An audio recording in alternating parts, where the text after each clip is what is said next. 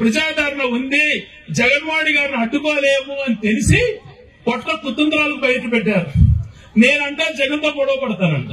వారి సిగ్గులేదో లేరా? ఆయన నాయకుడు, నాకు నా ప్రాణం.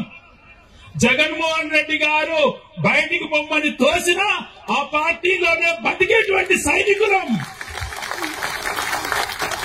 ఊపిరి నరనరాన వైఎస్ఆర్ కాంగ్రెస్ అనేటువంటిది జీర్ణించుకుపోయినటువంటి వాళ్ళం.